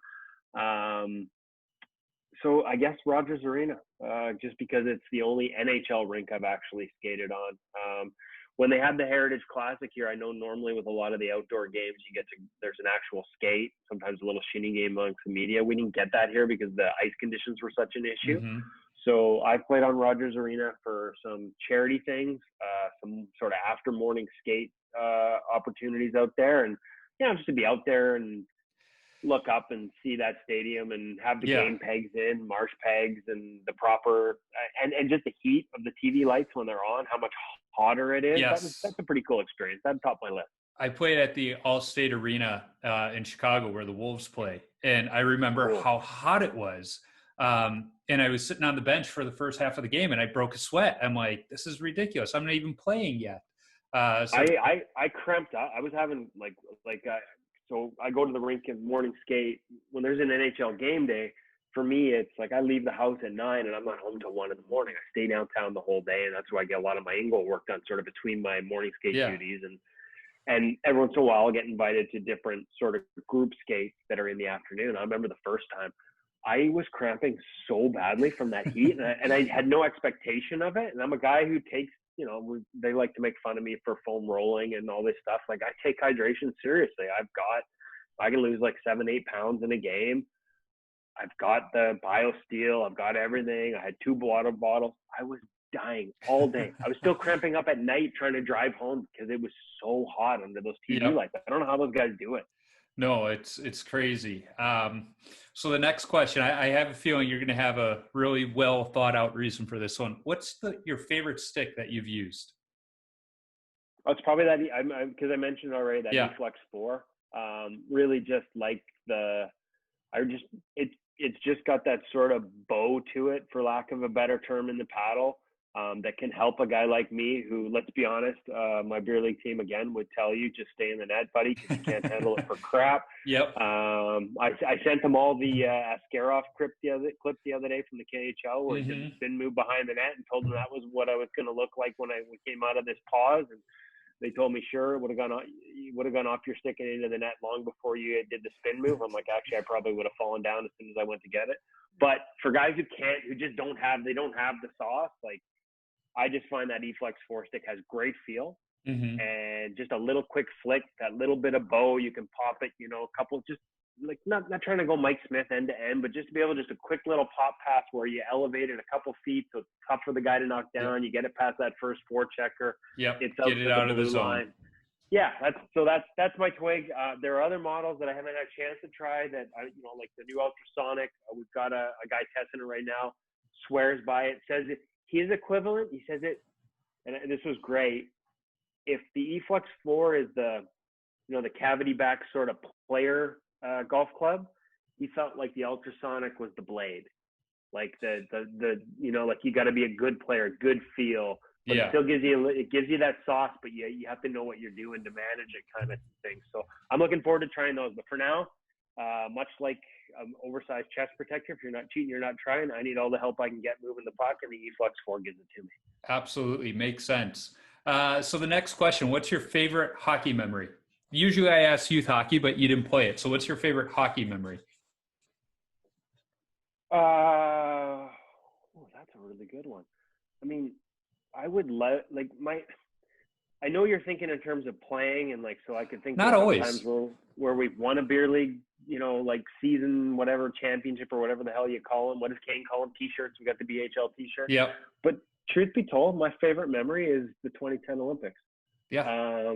And working for the Associated Press and running quotes, it meant that we had access to the players after they did TV and rights holder radio. And then when they came through the press row, the print media is sort of the last one, the electronic print media. But I was international. We're wire service working for the Associated Press. So I got first dibs, me and three other guys. And around the corner, like after us, was all these big names, like the biggest names in hockey media. And we sort of got first shot. Yeah. And so after Canada wins the gold, I was sort of asking all the questions of Sidney Crosby in the scrum, and he was still talking about the golden goal and all those things. And I was kind of priding myself because I was like, I own that scrum. I still got the audio. I own that. I must have had almost every question. I led the way. And because again, a lot of the big names were still up there writing on deadline because we had come down early to run close. Again, no pretenses. I wasn't there to be a big writer. I was just for that game. I think I got to write a sidebar the next day, kind of thing, like a follow sidebar. But mainly, I was there to run close. So I had Sid, and as we had Sid, Roberto Luongo walked by, and we needed him obviously for us, but they were pressuring him to keep going by to go out to the main scrum. And in international events, it's sort of a linear thing. Once you get there, you keep going into your locker room. And they just won the gold medal. So as Roberto walks by, I'm thinking, oh, crap, we got to make a decision here. And I was hoping, because I was the one who had asked that current question of Sid, it would have been very rude for me to then back off of it, right? Or to say, sorry, I got to, hey, Sid, right. I gotta go. Sorry. Yeah. I want to talk to the goalie. Yeah. But Roberto and I, we made some eye contact, and I was kind of as Sid's talking, I'm kind of and so he indicated he would come back. And again, we talk about not cheering for teams, even as a Canadian. Right. Really, I'm sure on some level I was cheering for Team Canada, but in that moment, you're not. You really can't. You really can't. You do have to detach yourself from results. I talked about '94 and going to Calgary and that whole run as a fan. Well, by the time we get to 2011, I'm a journalist. And there is no way that I can go into that Canucks locker room and ask pointed questions of Daniel and Henrik, who I've grown quite fond of as people. And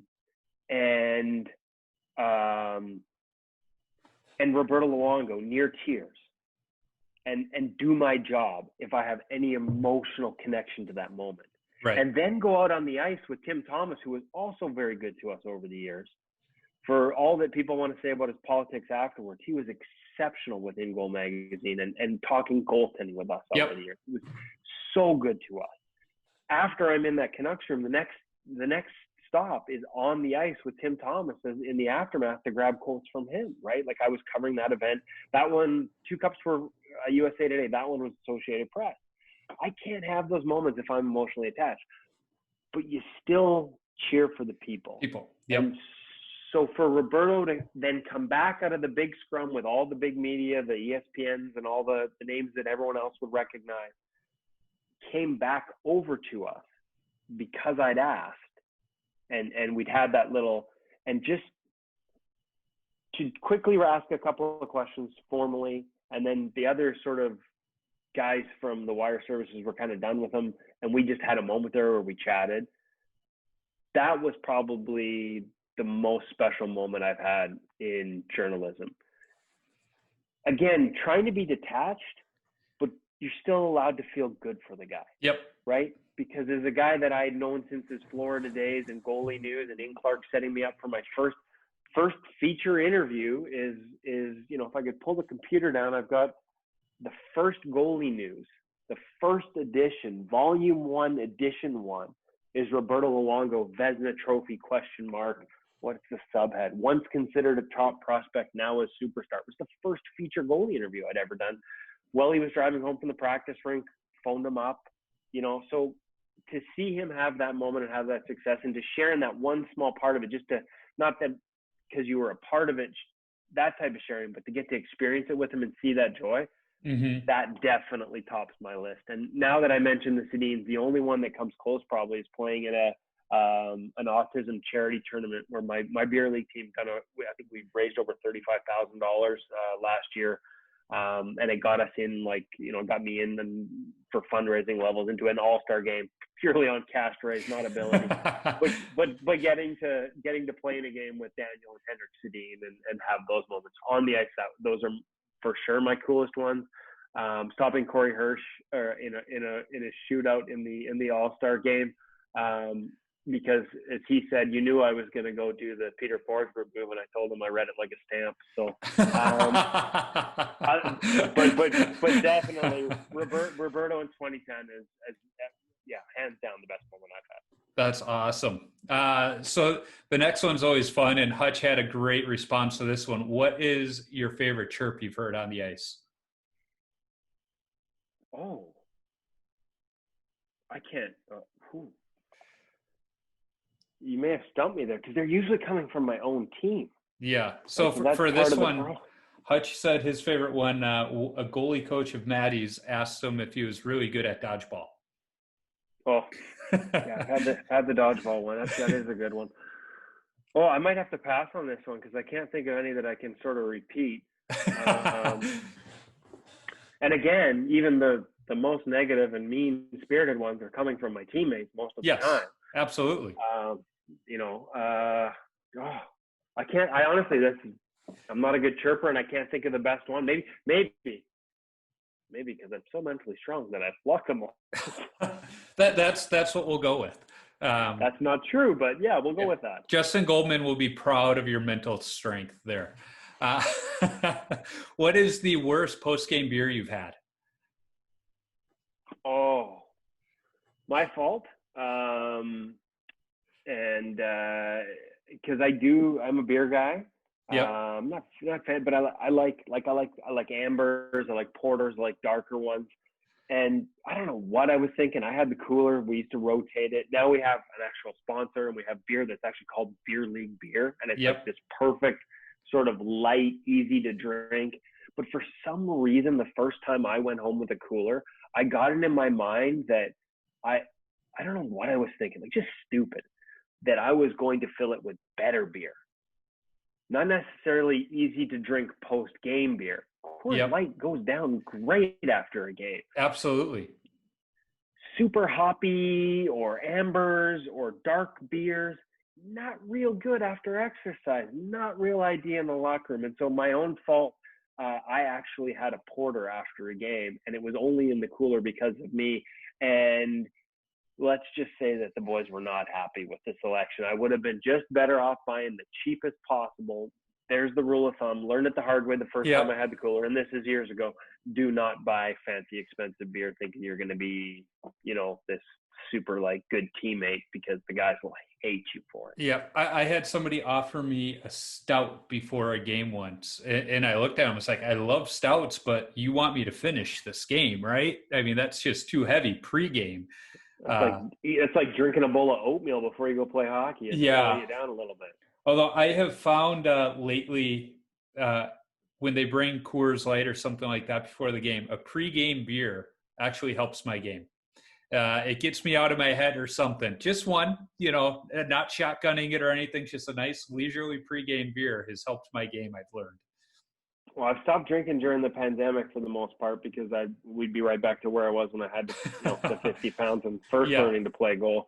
So for the most part, I've stopped. I don't think a pregame beer would be a real good idea when I first get back, because I'd probably not. Just off the one beer. Yeah. Yes. So this next question, we're almost done here. It's a polarizing one. When you tape your stick, do you go heel to toe or toe to heel? Heel to toe. Most goalies do, but those that go toe to heel, usually they defend it to the death.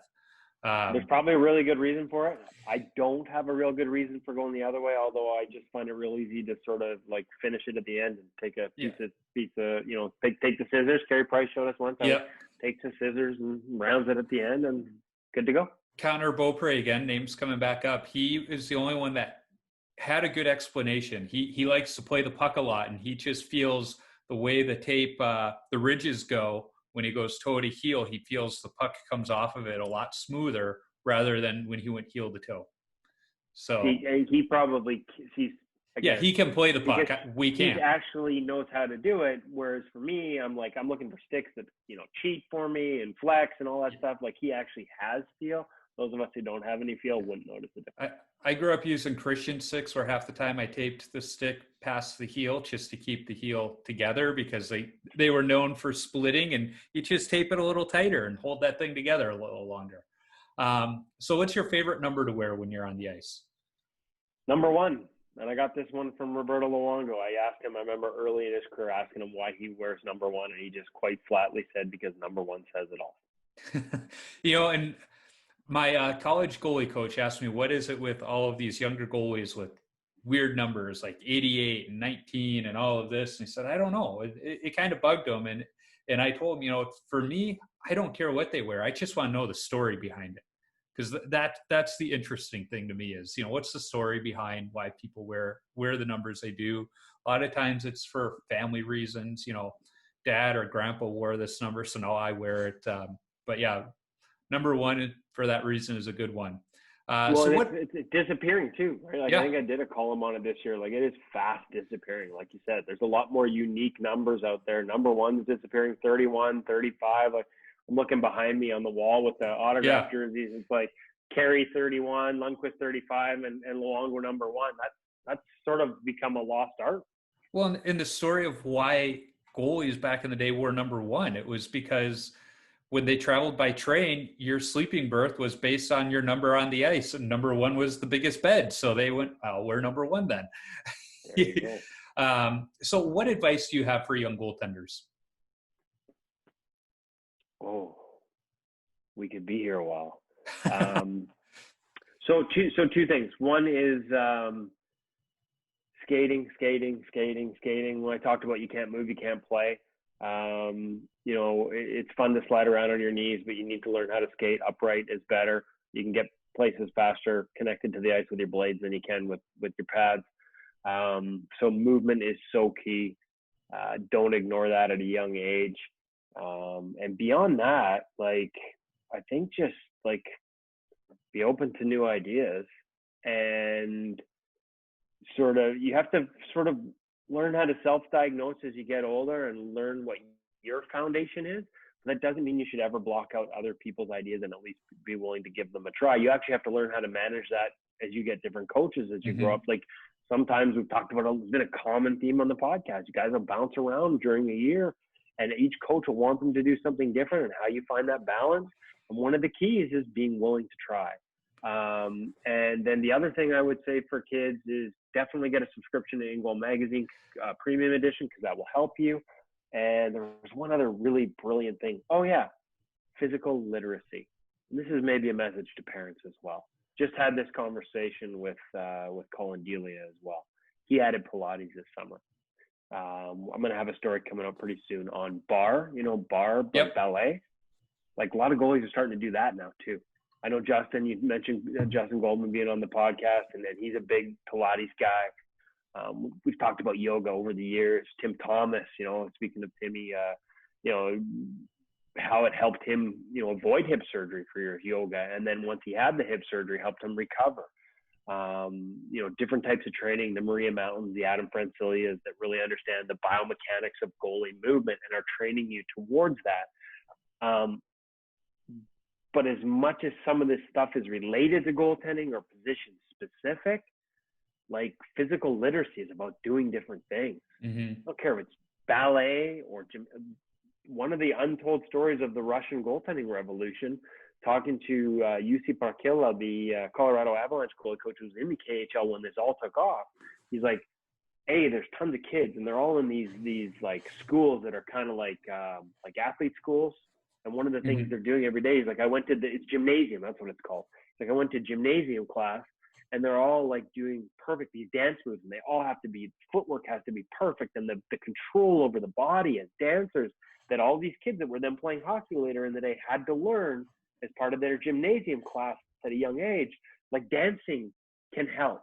Yeah. The ability to move and control your body matters. Play different sports, all those things. The great Steelers wide receiver Lynn Swann was known for practicing ballet. Even when he was in the NFL in the off season, he would take ballet classes for that reason. Yeah, there you go. And I think they're like, speaking of chirps, there are probably some immature young men that are going to chirp a goalie who does this.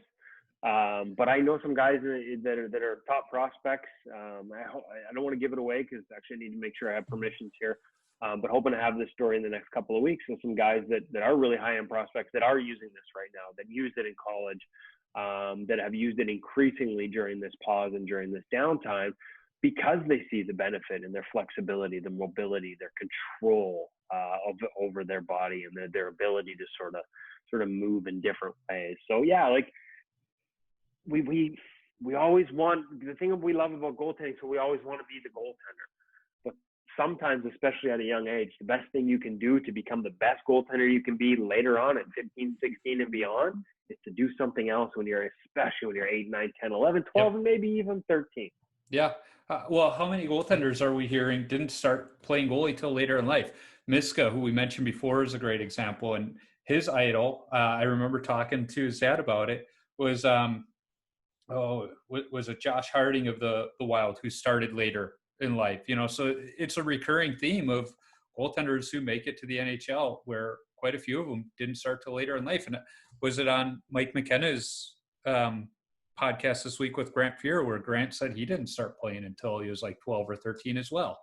So and those are, some of those are names that, like, there'll be a lot of parents will be like, oh, that was back then, right? Yeah. Mackenzie Blackwood. Go back and listen to the episode we did with him. We had 45 minutes, and one of the things we dug into, he caught me off guard by how late he started just being a goaltender. Yep. Like, I think there are a lot of parents, and I'll be honest, minor hockey's to blame here, because you can get pigeonholed at a young age, like, oh, he's not a rep goalie, and so we never give kids a chance to move back into that as they mature and they get stuck in leagues that they're capable of playing beyond, because they didn't always be like that. I know that's a real thing. I get it, parents, but like guys like Blackwood, like really late to the position and playing at lower levels, into his mid to late teens, and now he's like 21 years old and he's going into his third year in the National Hockey League. Like, right.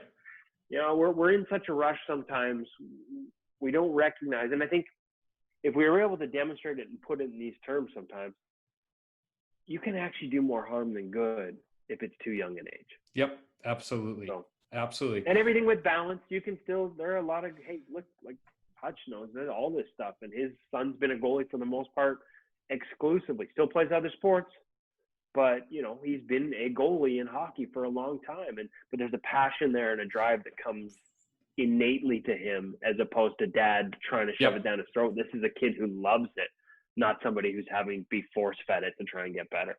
Yeah, and that's how I was. I played, once I discovered hockey, I played year round as a goalie, and it was one of those where mom and dad would just say in the spring and summer, it's the last day for sign up. Do you want to play? Yeah. You sure you can play baseball? No, I want to spend my summer in the ice rink. And they're okay. That's that then. Yeah. And again, nothing wrong with it, but there's something to be said for physical literacy. Is a phrase I throw around a lot. And I think it has a lot of value for young kids that gets overlooked. Absolutely. So I got one last question here. Okay. It wouldn't be a podcast with you if there wasn't one last question. Gotta be. Where can folks find you online? Well, definitely go InGoalMag.com. The one thing I will say is, yes, we have gone to a subscription site, but all the podcast stuff is linked there for our podcast, and that's all still free. All the gear review stuff is still free. It's not behind a paywall. The only stuff we put behind a paywall is sort of the exclusive NHL teaching drills and content like that. So InGoalMag.com for me and Hutch and all those things. InGoal Radio Podcast, wherever you listen to podcasts, you can find it. Kevin is in goal is the Twitter handle, and then InGoal Mag is sort of our Instagram handle. Yeah, pretty much any of those places. Just Google InGoal Magazine, you'll find some cool stuff. And then once a week at NHL.com. And I'll be sure to link in the show notes as well, so people can easily find it. So, Kevin, let's be honest. Nobody's going to be. They're going to be like, oh my God, this guy ever shut up? There's no way they're making it till the end here to listen to me. I'm sure somebody will. Your mom, and my mom. Yeah, in Hutch, just to see what you had to say. We'll send him a text that I chirped him at the end, so he has to listen to the whole thing. Yes. So Kevin, I scheduled us for an hour. Here we are, almost at 2 hours. I cannot thank you enough for your time and being gracious with it. It was a fantastic conversation. Like you said, so many of them. It's two goalies like we're old teammates that sat down after practice. Thank you. Thank you for putting up with me for this long. I think it's very on brand for me that I went double the allotted time. Yes. So at least I'm consistent. I just really appreciate the passion you bring to goaltending and you're just flattered to be asked to be a guest. You'll know better next time though. Yeah. Well, now that I've had you and Hutch on, I almost feel obliged to reach out to Millard and see if he'll come on now. We'll make that happen because his stories are much better than mine. I don't know. He had some good ones. We did fill up 2 hours. But again, thank you. I appreciate it. Again, I'm thrilled to have had you on. Thank you. I appreciate you having me. Thanks. All right. Are you still listening? If so, you deserve a high five, fist bump, elbow bump, whatever it is that's acceptable these days. I don't know. That was a long interview, but a great one. At least I think so. So many great nuggets about goaltending in there, but also great to get to know who Kevin is a little bit better. I can't thank him enough for being so gracious with his time. He's also the first guest to ask me if I was okay with time rather than the other way around. But if you've listened to the InGoal podcast, that shouldn't surprise you. You can find Kevin on Twitter at KevinIsInGoal and InGoal pretty much everywhere by searching InGoal. And of course, InGoalMag.com as well. You can find me on Instagram, Twitter, Facebook, and YouTube. Simply search for Washed Up Goalie and I'll pop up. Visit washedupgoalie.com for some great hockey-related content, my beer league hockey videos, and at least when they allow us to skate in Minnesota, and all other podcast episodes of Tendy Talk. I need to give a big thank you to the hockey band The Zambonis for allowing me to use their music on my podcast. You can download their music and listen to their music as well anywhere you stream music from. I'm working on lining up other goalies to talk to. If you are a goalie or have connections to a goalie who I should talk to, shoot me an email at washedupgoalie39@gmail.com or send me a DM on social media. Let's not forget, if you're a brand who wants to sponsor the show, be sure to reach out to me. I'd be happy to talk. And finally, if you like what you hear, be sure to subscribe, rate, and comment on the podcast platform you're listening on. It's quick action on your part that helps others find Tendy Talk. Until next time, keep your stick on the ice and your body square to the puck.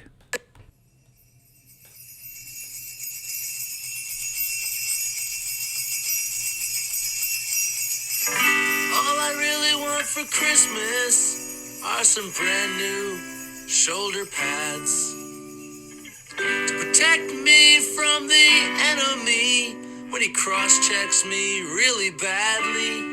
I would be irate, you'd expect me to retaliate, but to his surprise, I look him in the eyes and say, Happy Holidays.